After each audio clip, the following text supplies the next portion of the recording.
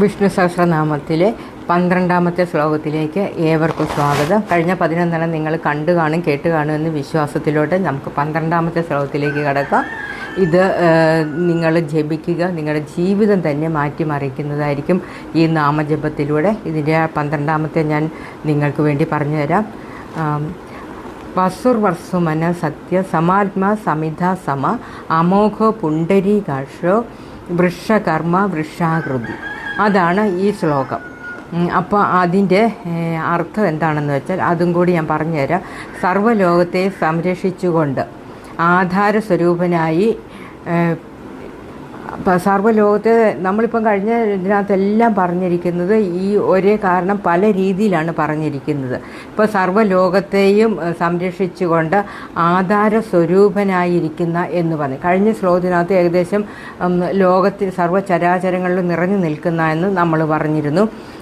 അപ്പോൾ ആധാരസ്വരൂപിയായി നിൽക്കുന്ന, രാഗദോഷാദികളില്ലാത്ത, അതായത് ഒന്നുമില്ല, പരിശുദ്ധനായ മനസ്സോടുകൂടിയ ഭഗവാന്, സത്യസ്വരൂപനും സർവരിൽ സമഭാവനയോടെ വർത്തിക്കുന്ന, എല്ലാത്തിലും തുല്യമായി സ്ഥിതി ചെയ്തുകൊണ്ട്, അതായത് ഭഗവാന് വേർവ്യത്യാസം ഒന്നുമില്ല, എല്ലാത്തിലും തുല്യമായിട്ട് നമുക്ക് ഏറ്റവും എളുപ്പത്തിൽ അടുക്കാൻ പറ്റുന്നതാണ്. ഭഗവാനിലേക്ക് നമുക്ക് അടുക്കാൻ എത്രയും പെട്ടെന്ന് കഴിയുന്നതെന്ന് പറഞ്ഞാൽ നാമജപമാണ്. എത്രയും പെട്ടെന്ന് നമുക്ക് ഭഗവാനിലേക്ക് അടുക്കാൻ പറ്റുന്ന ഒരു സ്വരൂപമാണ് വിഷ്ണു ഭഗവാന്. അതായത് സമഭാവനയോടെ എല്ലാവരെയും കാണുന്നു എന്നുള്ളതാണ് പറഞ്ഞിരിക്കുന്നത്. ഓരോ വസ്തുവിലും അറിയപ്പെടുന്ന ഇന്ന വിധമാണെന്ന് കണക്കാക്കുവാൻ കഴിയാത്ത ഒരു വസ്തുവിൽ ഇപ്പോൾ ഭഗവാനുണ്ടെന്ന് നമ്മൾ പറഞ്ഞു, അത് ഏത് രൂപത്തിലാണെന്ന് നമുക്ക് പറഞ്ഞു തരാൻ പറ്റത്തില്ല. വിഷ്ണു ഭഗവാൻ പല രൂപത്തിൽ നമ്മുടെ അടുത്ത് വരും. നമ്മൾ എത്രമാത്രം അങ്ങോട്ട് അടുക്കുന്നു അതനുസരിച്ച് ഭഗവാൻ നമ്മളിലേക്ക് അതിലും കൂടുതലായിട്ട് നമ്മളിലേക്ക് അടുക്കും. അത് പലപ്പോഴും പല രീതിയിലായിരിക്കും. നമുക്ക് ഏത് രൂപത്തിലാണെന്ന് നമുക്ക് പറഞ്ഞു തരാൻ പറ്റത്തില്ലാത്തത്.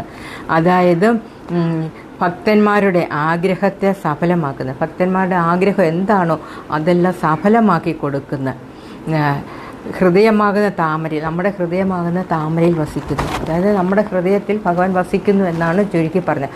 അതായത് എല്ലാം നമുക്ക് തരുന്നത്, എല്ലാത്തിലും നിറഞ്ഞു നിൽക്കുന്നതുമായ ആ ഭഗവാനെ ഞാൻ നമിക്കുന്നു, നമ്മൾ സ്തുതിക്കുന്നു.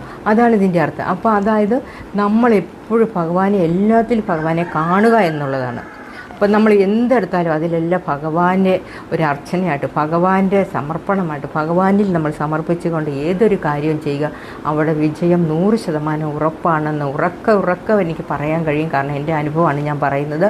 വിഷ്ണു സഹസ്രനാമത്തിൻ്റെ 12 വരെ ഞാൻ അപ്ലോഡ് ചെയ്തിട്ടുണ്ട്. അടുത്ത വീഡിയോയും അടുത്ത ദിവസം വരുന്നതാണ്. അതുവരേക്കും ബൈ ബൈ, സീ യു.